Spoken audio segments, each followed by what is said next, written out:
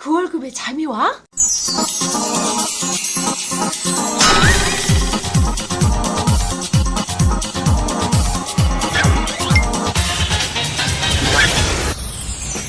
그 월급의 잠이와는 월급이 전부인 2천만 월급쟁이들의 불면증을 해소하는 방송입니다. 안녕하세요, 반갑습니다. 그 월급에도 잠에 관한 방송의 머니스토리 TV 뭉치 양수민입니다. 표대표 표현봉입니다. 네, 이세다빠 손철입니다. 날씨가 장난 아닙니다. 이 더운 여름 어떻게 지내십니까? 저는 작년 말부터 뚜벅이 생활을 시작했는데, 뚜벅이? 예, 차를 줄였죠. 집에 그래요? 2대가 있었는데 한 대를 줄였죠. 여러분한테 말씀드린 대로 살려고. 예.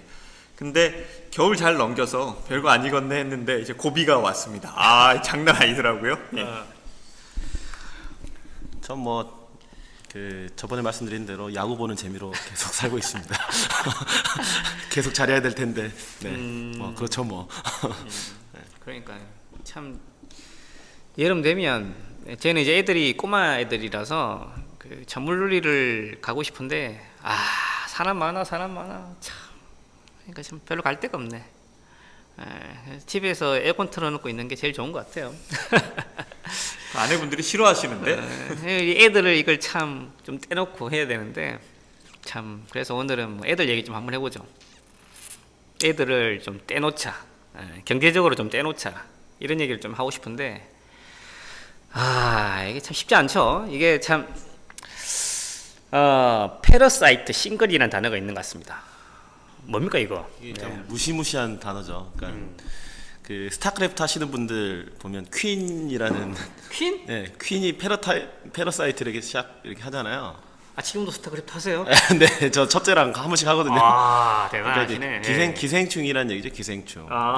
이제 패러사이트 싱글이라는 게 뭐냐? 그러니까 이제 기생충 혼자 사는 사람 뭐 이런 건데, 그러니까 일본에서 이렇게 나왔던 용어입니다. 1970년대부터 나왔던 용어인데요.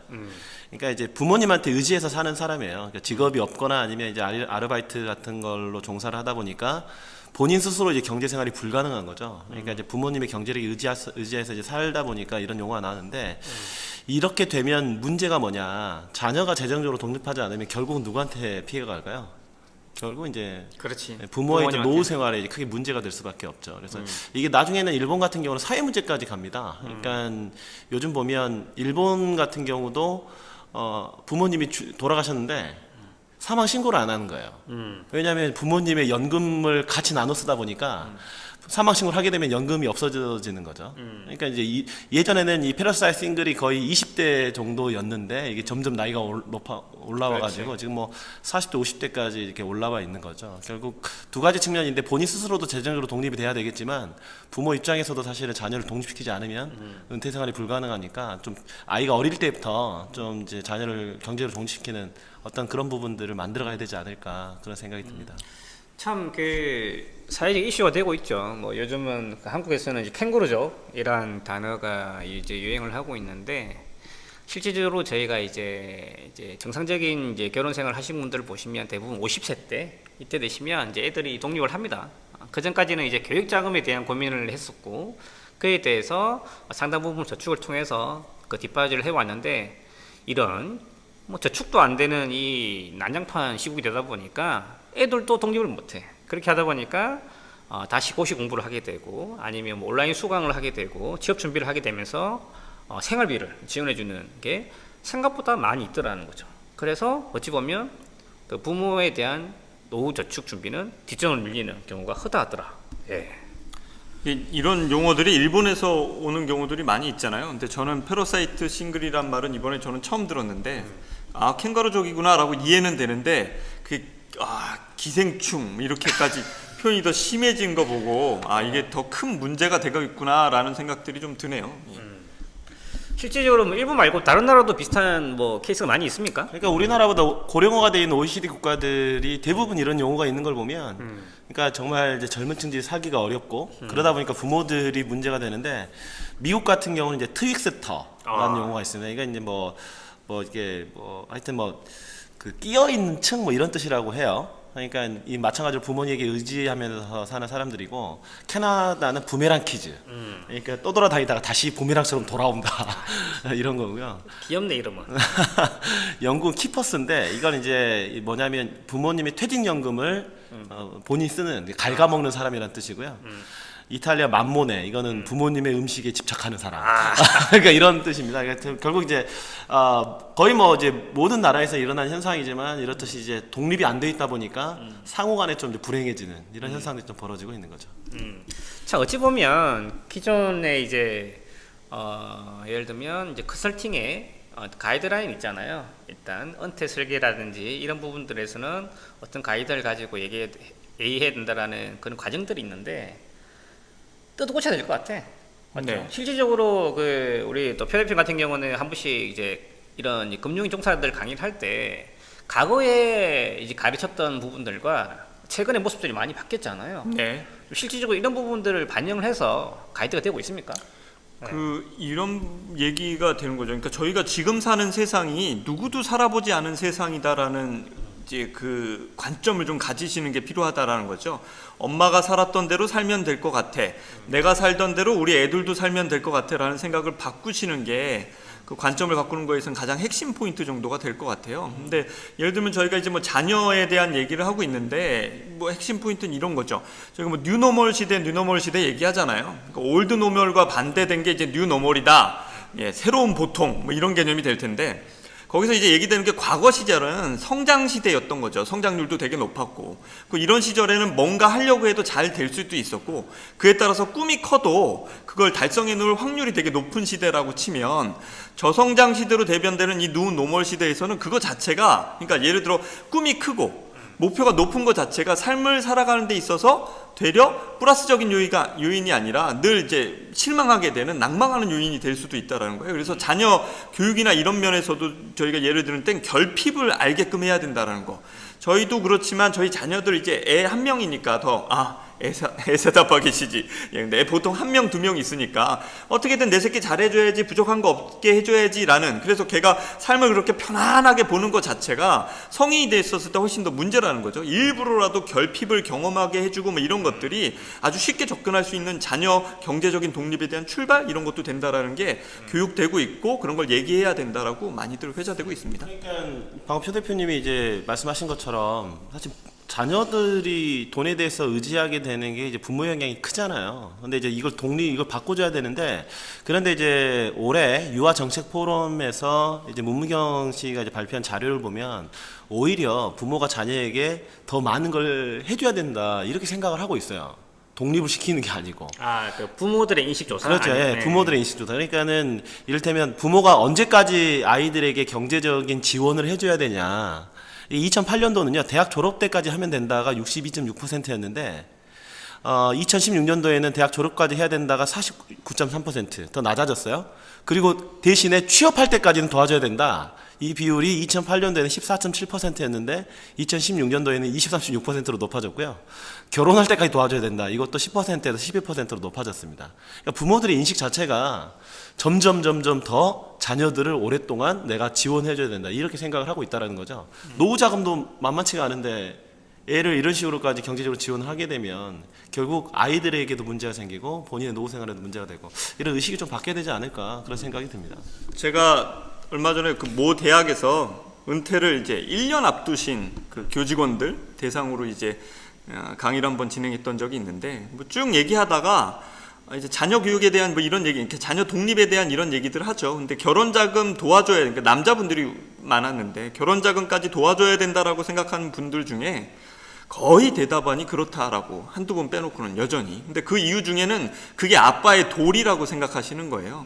근데 지금처럼 더 살기 빡빡해지니까 지금 저희 보셨던 자료처럼, 야, 이렇게 애가 사회 나가서 얼마나 힘든데 이건 내가 도와줘야지라는 그런 강박관념은 훨씬 더 생긴 게 당연할 거라고 봐요. 근데 이 문제가 개인이 해결하는 데는 분명히 한계는 있을 겁니다. 이건 뭐 사회, 정부 다 신경 써야 될 부분이긴 한데, 정부가 언제 그걸 잘해줄지 알 수가 없으니까 저희가 할 수 있는 최선은 또 저희가 해나가야 되는 게 저희 숙제죠.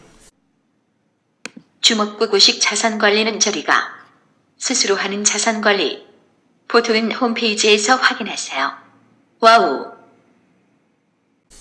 그러니까 이제 부모님 입장에서는 자녀를 위해서 도와주거든요. 근데 이게 그 우리 저번에 그 머니 스크립트 한번 다뤘었잖아요. 그렇죠. 근데 거기에 이제 재정적 의존증이라는 게 있습니다. 그게 뭐냐면 이런 거예요. 그러니까는 모아놓은 돈은 많지 않은데 미래에 대한 준비를 하지 않고 돈을 다 써버리는 사람들이거든요. 근데 어쩔 때 이런 경우가 생기냐면 내가 잘못해서 나의 돈 문제가 생긴 거예요. 그럼 누가 해결해야 돼요?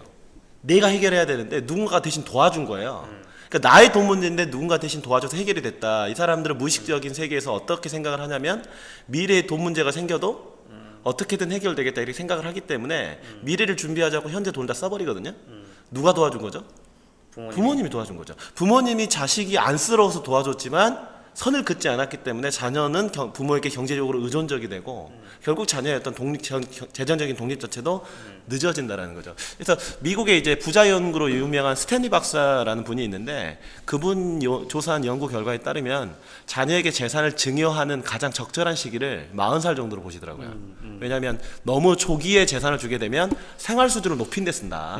오히려 저축률 떨어진다. 그렇게 하는 것보다도 스스로 이렇게 아까 이제 결핍 얘기하셨는데 결핍도 좀 경험하고 스스로 이제 경제 생활을 한 상태에서 돈을 도와주면 고마운 줄도 알고 자산을 증식시키는 데 쓰는데 너무 초기에 어떻게 도와줘야 된다라는 강박관념 때문에 돈을 지원해 주는 거는 본인에게도 안 좋고 자녀에게도 안 좋다. 이건 다시 한번 강조드리고 싶네요. 재정적 의존증, 이전에 방송한 머니 스크립트 다 연관이 되어 있는 것 같습니다. 어쩌라고 그래서 뭐 어떻게 하라고, 다 맞는 얘기야. 에? 제가 한 가지 이제 네. 그 사례를 들어드릴게요. 저도 이제 아이가 아직 어리다 보니까 그 상담을 하면서 좀 이제 그 팁을 받는데 50대 초반 공기업 남자분이셨거든요. 우리 에세라파님은 강의를만 하세요. 상담 많이 하시지 마시고. 50대 네, 알겠습니다. 50대 초반 공기업 다니시는 분이었는데 아들이 2명이 있으시더라고요. 네. 그래서 이제 상담할 때 여쭤봤죠. 아이들 결혼 자금으로 제가 어느 정도 자금을 책정하면 되겠냐. 네. 필요 없다는 거에 끝났다고. 네. 그러면 결혼 자금 안 주실 거예요? 하니까 그게 아니고 나는 아들들을 세뇌시켜놨기 때문에 괜찮다. 이렇게 얘기하시더라고요.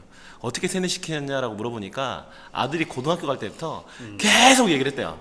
아빠는 너가 20살이 될 때 너를 위해서 5천만 원 준비해 놓을 거다. 그건 네 돈이다.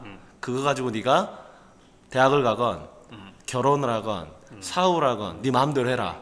다만 그걸로 끝이다. 이렇게 계속 얘기를 하니까 아들도 그렇게 알고 있대요. 근데 얘가 2년 전에 대학을 갔거든요. 입학금 등록금 해가지고 500만 원이 나갔답니다. 아들을 불렀대요. 아들한테 뭐라고 했을까요? 아들한테? 네. 5천만 원 네 건데 500만 원 나갔으니까 이제 4,500 남았다. 저는 사실 이게 키라고 봐요. 그러니까 이게 그러니까 내가 줄 수 있는 여력이 한계가 있잖아요. 그건 한계가 있는데 어찌됐든 돈을 정해놓고 자녀하고 대화를 해서 자녀에게 알려줘야지. 저는 안 줘도 된다 생각하는데 반대 알려줘야 된다고 생각합니다. 이게 기대 관리인데 그렇게 해야 본인의 노후도 문제가 안 생기고 자녀도 의존증이 생기는 게 아니고 스스로 독립할 수 있다. 이런 거는 본인의 어떤 재무 상황에 조금 적용을 해보셨으면 좋겠습니다. 자, 그래요. 이게 보면 그 순자산이 그 자녀 독립 시기에 많이 있으신 분들은 큰 데미지가 없는데 대부분 아시다시피 그 집 빼고 나면 금자산이 실질적으로 1억 안 되는 경우가 굉장히 많이 있어요. 근데 아시다시피 좀 최근 분위기가 집값도 워낙 비싸다 보니까 부모님들이 지원 안 해주면 결혼도 못해. 그렇게 하다 보니까 자기가 애써 무리해서 그걸 지원해 주는 경향이 있는데 중요한 거는 순자산이 적지 않은 상태에서 본인이 이제 은퇴 임박돼 있잖아요.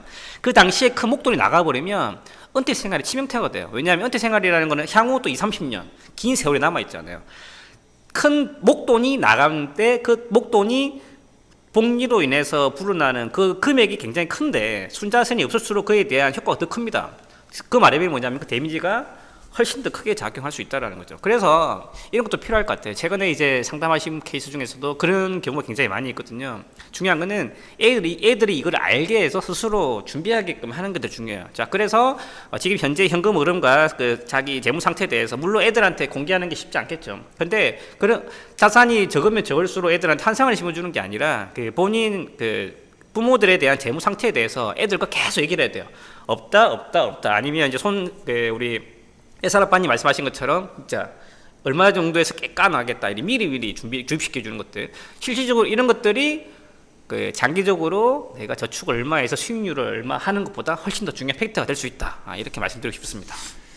저희가 얘기 드리는 게 뭐 이렇게 하면 자녀 경제적으로 딱 독립돼서 처음에 잘 세팅된다 이런 건 없죠. 근데 조금 전에 저희 뭉치님 얘기해 주셨지만 저희가 생각할 땐 늦어도 한 중학생 정도 되면 이런 가정의 이제 현금 흐름이라든지 아니면 재무 상황 이런 걸 자식들한테 오픈하시는 게 되게 중요한 거예요. 그 전문가랑 상담 받으시면 그 자리에 같이 참석시키는 것도 괜찮은 방법이 되고요. 그래서 기대관리라는 아주 좋은 말씀하셨는데 막연하게 생각하지 않고 그 안에 우리 가족 구성원의 일원이다라고 생각하고 내가 언젠간 독립해야 된다는 걸 인지하게 하면 그게 뭐 거의 절반 이상은 하신 거다라고 봅니다.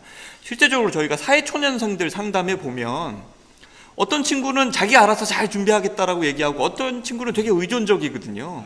예, 근데 그거에 대한 이슈 뻔한 거거든요. 그런 교육 어떻게 받아왔냐에 따라서 그렇게 생각을 갖고 있는 거지 막연하게 우리 아이들이 그런 생각을 갖고 그냥 잘해주겠지라고 기대하시지 말고 그 다음에 또 부모님들도 야 너 돈 같은 거 신경 쓰지 마 엄마 아빠가 알아서 해줄 테니까 그런 마인드 갖지 마시고 가족 구성원의 일원으로서 어른 대접해 주시는 게 자녀 경제 독립의 첫 번째 포인트가 될 겁니다.